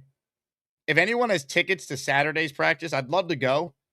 If anyone's not using theirs, it's only for season ticket holders, and there's like less than 300 available even for them. So if anyone has tickets, I'd love to go. Looking for 2 for Saturday so I could check out camp. I can't ever go during the week because I'm doing the show. So if anyone's not using their practice tickets or know someone who's not using them, I'd love to use them and get to see this team in person again. I don't like going as media. I'd rather sit with the fans. Plus, if anyone just has tickets for any of the practices you can't use, I'll make sure they go to Jet fans who can use them. That includes the preseason as well. We're going to give away some preseason tickets this upcoming week. Hopefully allow some people to take their kids to a game because we know there's not a whole lot of practices for the fans this year. So give people a chance to maybe see the team play in the preseason. And this will be a more intriguing preseason to watch than other years. Klubnik's going to play a lot. The Jets' first-round picks will play a lot. Pons, when he's healthy, will play. Like, we'll get to see some of these young guys out there in all these games, which makes it more intriguing. Tyrone's in the raffle for 2. What's up, Tyrone? I think we're going to get one of those Jet surprises this year. They win 9 games and give us a thrill. Let's hope. Go Jets. Tyrone, you're always the optimist, man. I hope you're right. 9 wins? Sign me up. Who want to fly with them Jets?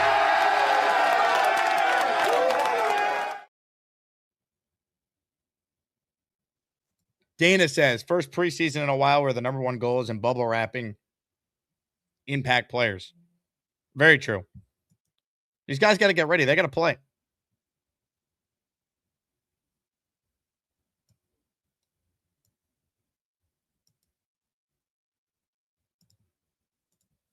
Ladies and gentlemen, I have an update here from the Beast himself. I would describe this as breaking news. Breaking sports news on the Jake Asman Show.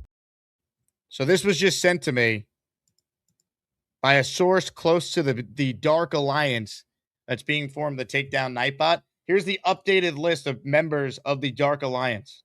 Lou B, Head Boss Queen Amanda, Ms. Double 007, Big Cho, Brigga, Bonesley, Big Fella, Simply Ravishing Rick Kent, Burt Reynolds.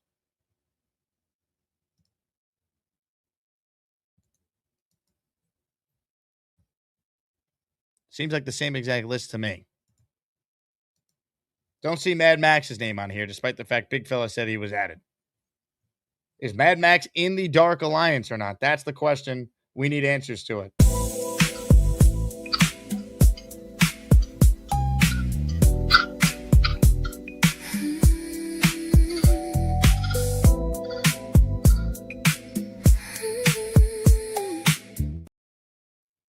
You haven't been to the power plant. He hasn't been to the power plant yet. The power plant is everything.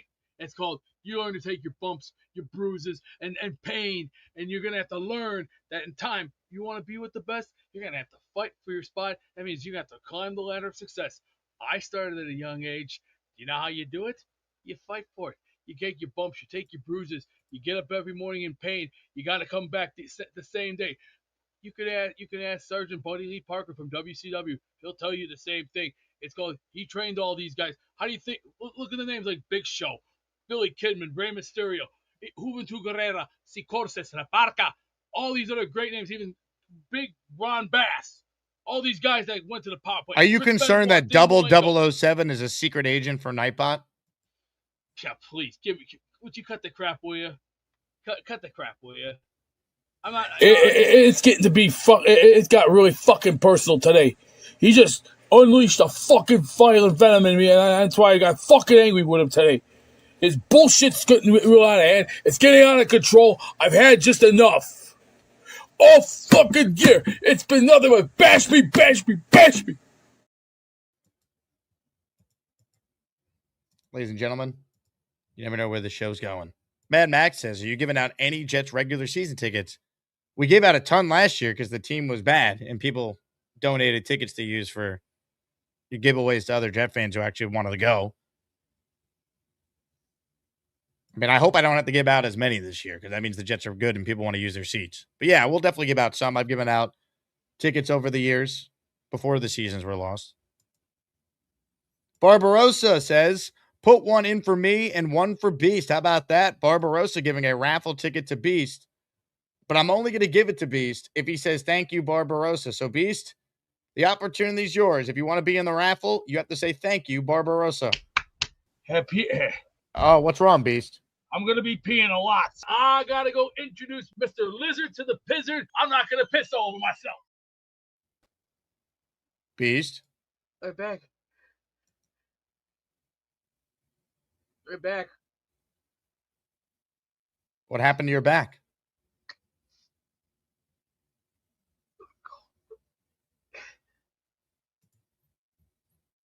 What happened to your back?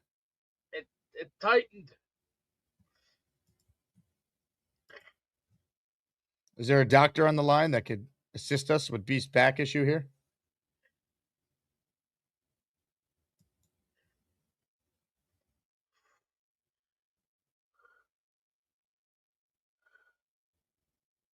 Anyone alive out there?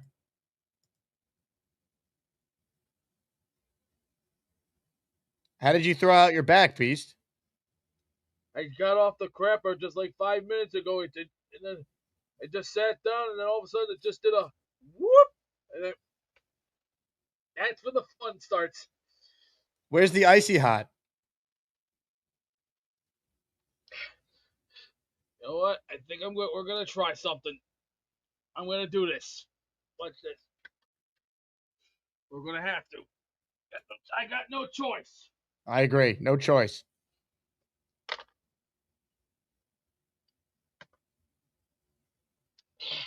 Oh, shit. Shit. Here we go. Here goes the fun.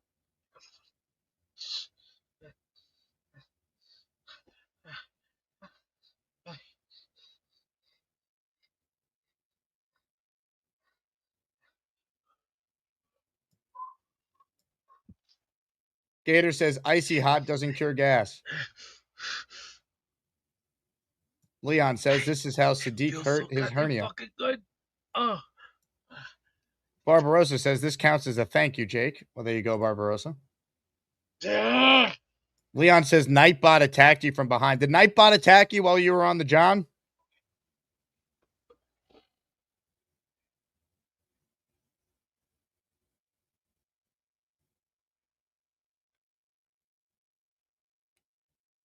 Ooh.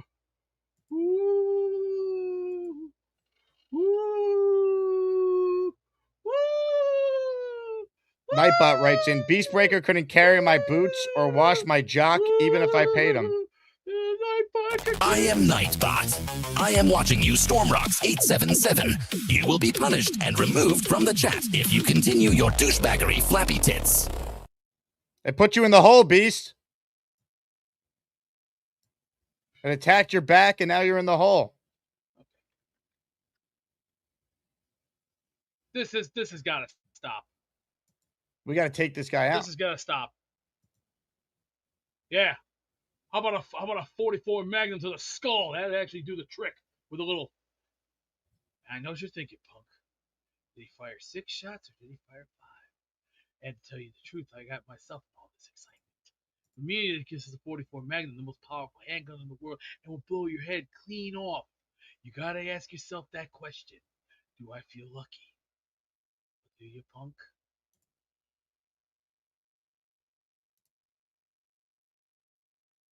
I am Nightbot. I am watching you, Stormrocks 877. You will be punished and removed from the chat if you continue your douchebaggery, flappy tits. Man, crazy show. Keep going now with your calls. Now that is a hot take. Damn.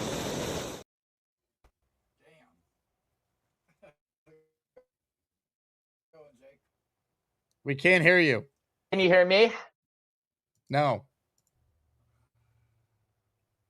Yeah. Can't hear you. Can you hear me? No.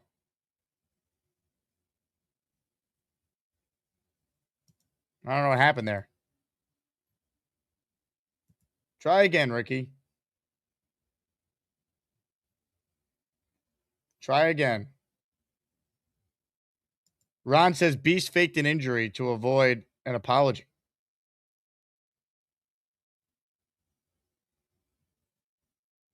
Richard says, just got here, Jake. Any chance of a recap? First hour, we had Omari on. Full recap of where things stand with training camp. I'm live again today with Will Parkinson at 3 p.m. and live with Rich Samini on our Jets Collective podcast at 5 p.m. Chuck Wagon. Wow. He says, I nominate myself as the leader of Nightbot's army. All hail Nightbot. Long live Nightbot. Join the dark side. I am Nightbot. I am watching you, Stormrocks 877. You will be punished and removed from the chat if you continue your douchebaggery, flappy tits. Beast, people are picking sides here. We got to take out the Chuck Wagon. Well, in the words of certain people, he can kiss my cowboy ass. Or should I sound like Dusty Rhodes and go, we're going to get funky, you know? And B, sometimes I don't know what the hell you're talking about. Let's see if Ricky's phone line works better this time. Now that is a hot take. Damn.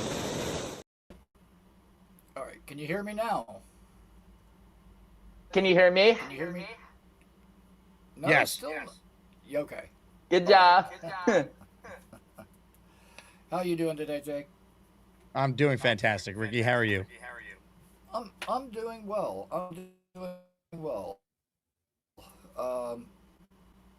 Been just taking in all the training camp stuff. Good to see, Daryl Jackson getting extended snaps with Sweat being out and has been doing well in his matchups. And nice to see Azarie Thomas looking like he's locked down the number 2 corner spot. It seems like it's going to be his job. And it should be. He played pretty well before his injury last year when he got a chance. Yeah, he really did. And he's, granted, it's only been, a couple days with pads or whatever, but he's had some nice reps, even going up against Garrett. So, yeah, I think it's his job to lose. And so, that's encouraging. A.D. Mitchell set for the breakout year that I've been predicting for a while now. And it seems like a lot of other people are kind of starting to fall in line with that same way of thinking. I think that I won't say we stumbled upon it because it looks like Muji specifically targeted him in that trade, and now I'm glad they did. That is, Jake, that might go down as being one of the best trades ever. Not just in this franchise history, just period. In the NFL, two firsts and a really good number 2 wide receiver like that. He's not there yet, though, Ricky. We got to see it. Oh yeah, I know. I know, but with a competent quarterback. Also, Ricky, there's a bit of an echo with you. We will see it. Now we can't really hear you too well. Let me see if I can adjust that. And, it sounds like we need a tech guy. When a caller sounds like shit and the show's about to split, you need some tech support. Call Beast. Bring on the flabby tits. Beast Breaker. Escape, or not that one. Control, Alt, and Delete. Control, Alt, Delete. Control, Alt, Delete. Do all 3. Control, your Alt, and your Delete. Push those 3. Yeah, that usually fixes an audio problem. So yeah, let me try that. Go for it.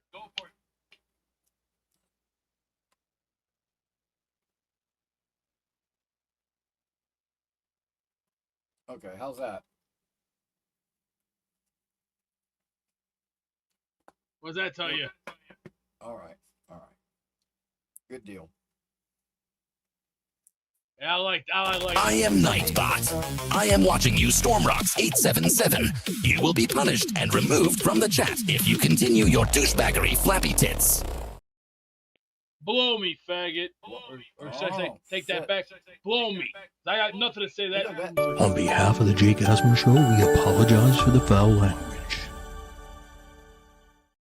Nothing to say to that guy. That guy's a retard with On behalf of the Jake Asman Show, we apologize for the foul language. Wrong with this thing. Yeah, you know what I get to do next? See You that? got the old state-funded vacation there, Beast? No, this is all lies. This is all bullshit. I don't know.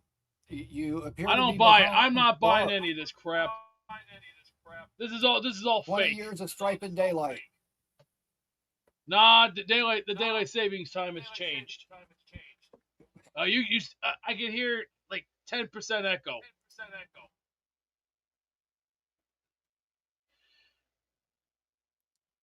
You got 10% echo. All right. Who's bad, behind bad. these attacks, Beast? I don't know. What? You think is behind What are you these talking attacks? about? The Who do you fruitcake. think the He ain't got. Nightbot is? He's zero. He's a bum. I don't know what the hell's going on with it. I'm telling you, this is really getting to be a stupid show, getting worse every day. We're trying to better ourselves, but no. I am Nightbot. I am watching you, Stormrocks 877. You will be punished and removed from the chat if you continue your douchebaggery, flappy tits. Even Nightbot is affecting the tech for Ricky, New York. Nightbot writes in, Beast, you better watch yourself or I will eliminate you. Fear me. I am your worst nightmare. The leader of Bot Nation, Chuckwagon, says, that's what happens when you defy Nightbot. Wow.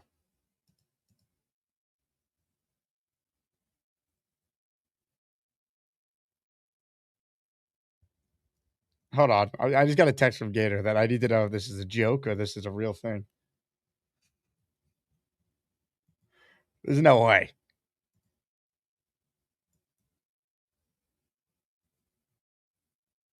Ladies and gentlemen, I have some real breaking news here.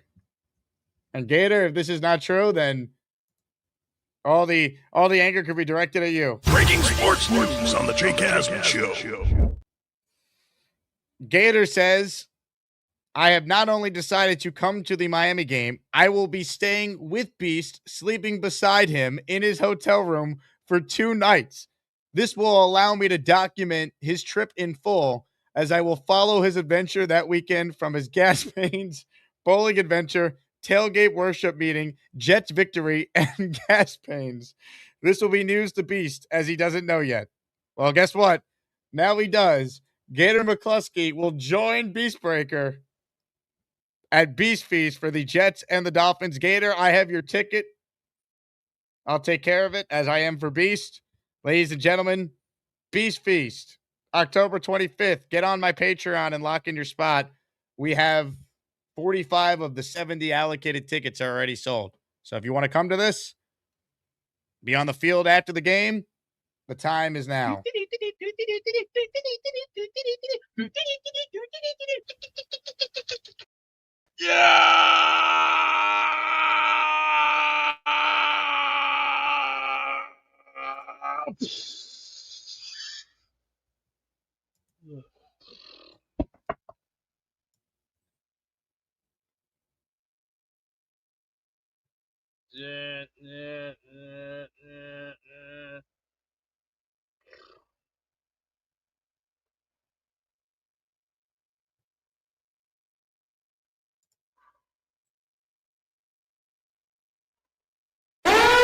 Oh no. Not again. Nightbot, go away. Come on, verga, you huevos. Fight me like I am Nightbot. I am watching you, Stormrocks 877. You will be punished and removed from the chat if you continue your douchebaggery, flappy tits. The only thing he is a deranged cunt bag. Whoa. Bad On behalf of the Jake Asman Show, we apologize for the foul language. I know you hate Nightbot, Beast, but please, we can't be dropping C-bombs here. Robin says, in the words of Beast, just block Nightbot. I did. Nightbot's too strong and powerful to just be blocked. Ladies and gentlemen, I got time for one more call. We're doing 3 shows today, so tune in again at 3 p.m. today. We'll get Will Parkinson's State of the Jets. through the first 5 practices. Ron, you're the closer today. What do you got for us, Ron L? Hey, Jake, how you doing? Hey, I'm a little concerned about Sadiq. The whole, built like Tarzan, plays like Jane thing. It just makes me nervous that the fact that he's hurt and we're dealing with that right now. And once again, like you mentioned before, rookie, especially in that position, he's coming in now. He's going to have like hardly any practice going into the season. So, picking a guy that high and literally just, if you knew that he might miss even the first few games, you wouldn't even draft him at that position, especially. It's not like he's some defensive end that you can't miss on or something. So anyway, makes me a little nervous about that. But, I'm hoping, I'm a fan, hoping for the best. And if you haven't seen, Tierney has an interview with Phil Simms. Have you seen that yet? I've seen some clips from it. I haven't watched the full thing. It's long. It's like 2 hours. It's fantastic. He's one of my favorite quarterbacks, let alone, analyst too. You listen to him talk. Everybody, that's talking about, oh, we hope the game hasn't passed Reich by or any of these coordinators. Phil Tierney outright says, in the game nowadays, everything's really, you got to see it. And ask Tierney when you have on the show later. I'll be watching. Yeah, I'm just saying in case you want to. Anyway, he talks about, I know that the high-end offenses now, they're so sophisticated and, a lot of the coaches couldn't deal with it nowadays. And he says he does games analyzing every day of the year and the ones that he's doing, live, of course. He says, I disagree 100%. He said, football's football. You get a good coach, they come in, they adjust, they figure it out. They know what's current, what's going on. In other words, now, not exactly like that, but it was really good to hear coming from a guy like him. Anyway, just like I said, if you get a chance, check it out. And even talk to Tierney about it. And he did talk about, Parcells being the best coach ever. He said that Bill Parcells never made a mistake before, ever. Imagine your quarterback saying he never remembers him ever making a mistake. They were who they were because of him. Talked about his in-game management. He talked about that, an issue nowadays with all these coaches, to where in-game management, he said he never saw him make a mistake, as we saw on the opposite last year with Aaron Glenn.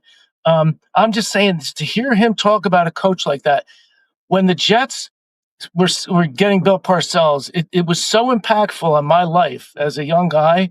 I remember right where I was that day. I was driving. I heard it on WFAN. I pulled over, listened to the press conference. That's how much it means getting a coach like this. I knew, even though I never played for Parcells, I knew that everything was going to be different from then on out. And it was for years, even after he left. But you know that feeling. We don't have that with Glenn, and we're probably not going to. But that's the difference when you get a coach like that. I hope I'm not beating this dead horse like this, but I'm serious. It's a coach and quarterback league. I mean, you see turnarounds happen quick with the right coach. There's examples constantly of teams going from worst to first in a year with the right coach. I mean, Parcells is the most extreme example because he took over a 1-win team and they nearly made the playoffs in his first year. But by year 2, they were 12 wins and in the AFC title game. Like, he's an all-time great coach, but there's all these turnarounds around the league that you could point to, right? Like, what were the Rams before McVay showed up, or the Niners before Shanahan showed up? They were awful post-Harbaugh for years. Like, there's so many great examples. Even last year, you had Cohen in Jacksonville, or Vrabel year 1 in New England, or Ben Johnson year 1 in Chicago. There's always examples of that. It's a coach and quarterback league. And, people are like, oh, well, Glenn didn't have a quarterback, but Trevor Lawrence was a bust until Liam Cohen showed up, right? Like, again, coaching matters, man. Mike Tomlin was winning games every year post Big Ben without a franchise quarterback, with some very bad to mediocre at best quarterbacks. So coaching matters. Yeah, and Sims was adamant about, like I said, Tierney with the whole, boy, the offenses are so sophisticated nowadays. He said, I'm watching every week. I see the same stuff, maybe different spins and stuff on it. He said, it's nothing that an NFL coach just can't come in and copy, or, I'm throwing some words of my own out there, but in other words, no, we're making it seem like it's, brain surgery or something. He said, it's not, I see the same football I saw years ago. Those players could play nowadays. Maybe they're a little faster here and there. He said, all that stuff is not, he said, it still comes down to coaching, quarterbacking, and playing football. Amen. Amen. Good call, Ron. You're right. It's spot on. He's right. Yeah, have a good day, Jake. Ron, great call. Ladies and gentlemen, We're almost done here. Nick Shine says, assuming Beast clears TSA without incident and gets here is insane. Go Jets. Look, it's in the hands of Beast and Lou B to get Beast on the plane. Beast, you better get on that plane. Nobody needs to know about my personality. It's called shut your fat trapping. You better get on the plane on time. We need you at the Beast Feast. Oh, don't worry. It's already taken care. I'm worried. What if Nightbot hacks you? Yeah, he could kiss my ass. Also, Thunderlip says he's switching rooms. Gator gets his wife Carrie. He gets you. Oh, don't worry. I got something in mind. Popcorn and Pop-Tarts and a Gator movie. That'll do the trick. So you and Gator are gonna have Pop-Tarts together? Hey, why not? Why not? Maybe some fresh pizza too. Well, hey, maybe I'll go crazy. Go.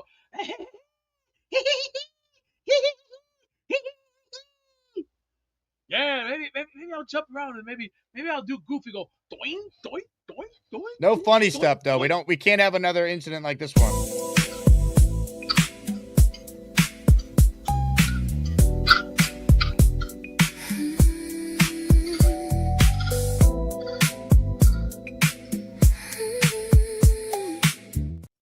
Ladies and gentlemen, what a show this has been, huh?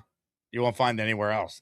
That is a guarantee. Speaking of guarantees, Circa's got $30 million in guaranteed prizes for their 3 pro football betting contests. The Circa Survivor, $20 million. The Circa Million, $6 million. The Circa Grandissimo, $4 million.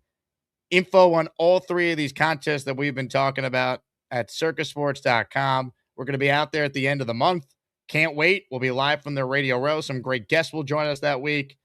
Football season is back, baby. And this trip is always my favorite event that I get to do, being part of this show year-round. Enter in Nevada. Play from anywhere. If you're interested in these contests, go to circasports.com. Let's declare a winner in the Azzy Awards.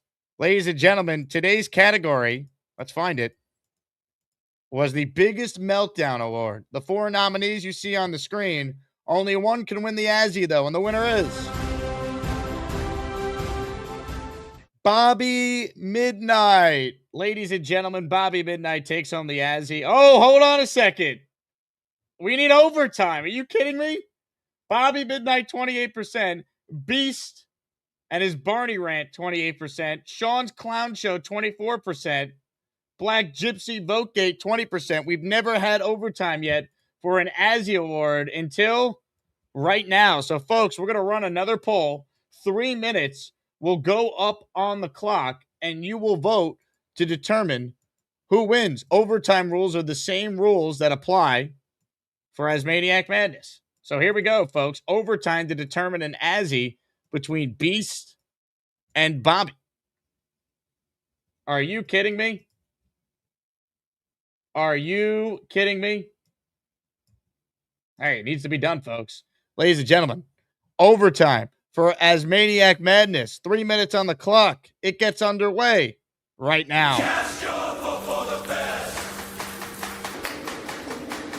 It's time for the Azzy Awards. It's time for the Azzy Awards. Cast your vote for the best. It's time for the Azzy Awards. Wow, overtime in the Azzy Awards. Are you kidding me? Are you kidding me?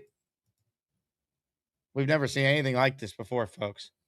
Ladies and gentlemen, here's what we're going to do as people vote. I'm going to give you guys a short clip. By the time this clip plays, it will basically be time to declare the winner of the Biggest Meltdown. Back right after this. I owe a lot of the YouTube success to Adam Gase being a horrific NFL head coach. So I'm a radio guy. Like, even though I'm technically a full-time YouTuber now and I'm part-time on ESPN New York here and do some stuff on Mad Dog Radio, but I'm a radio guy, and that's how I still look at myself, even though what I do is so much on YouTube, especially covering the Jets. But it all goes back to when I was in Houston. I was doing a show that was 2 hours a day on SB Nation Radio, which was owned by the company that also owned the local ESPN Houston affiliate. And I asked my program director, Craig Larson, hey, let's be real, no one's really hearing this show. Can I take some of the segments and can I put it on YouTube just as a way to try and get more of like audience exposure.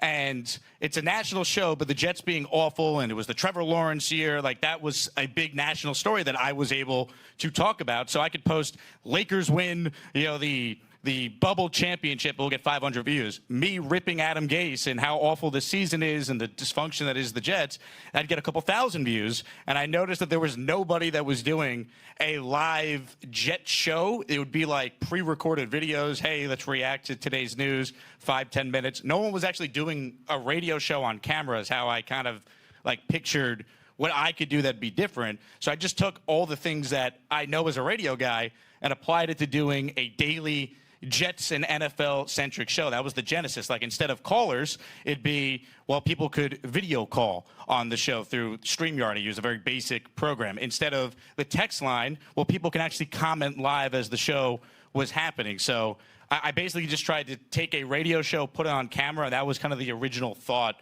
behind, like, the Jet YouTube show that I do now, obviously. Ladies and gentlemen, less than a minute to go in voting for the Azzy Awards. Unbelievable. Bobby Midnight, Beast, the overtime vote. Beast, what would winning this Azzy mean to you? Hold on, I just got done a little rubber. Wait. God damn it. What would winning this Azzy mean to you? What are you talking about? I am Nightbot. I am watching you, Stormrocks 877. You will be punished and removed from the chat if you continue your douchebaggery, flappy tits. Get the hell out of my face, or I'm gonna take this bat, ram it right up your ass so tight that you will look like the tampon popsicle, them little bomb pops you get for $5. On behalf of the Jake Asman Show, we apologize for the foul language. 5, 4, 3, 2, and 1. Poll closed. The winner of the Azzy for the biggest meltdown goes to Bobby Midnight.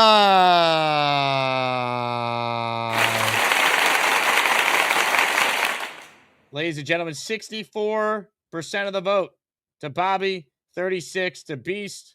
Congratulations to Bobby Midnight on sweet victory. Ladies and gentlemen, that meltdown by Bobby, it inspired a hit song that people still sing to this day. So in honor of that, we'll end the show playing that very clip. Again, thank you all for watching. We're back at 3 p.m. Eastern on this channel, 5 p.m. on the Jet Collective channel.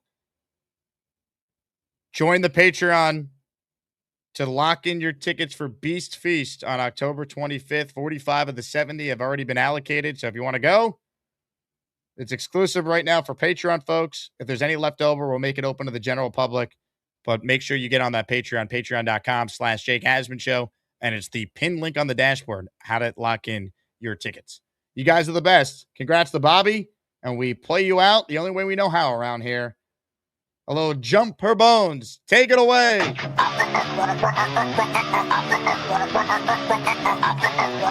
wanted to jump a bone, you asshole. I wanted to jump a bone. I wanted to jump a bone, you asshole. I don't want to jump a bone. She's very attractive. I want to talk to people with no ideas. Not that I want to jump her bones, but she's very attractive. I don't want to jump her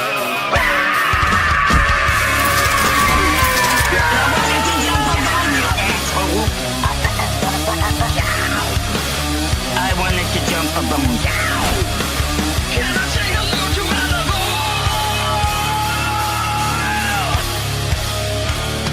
I don't wanna jump a bone. You know.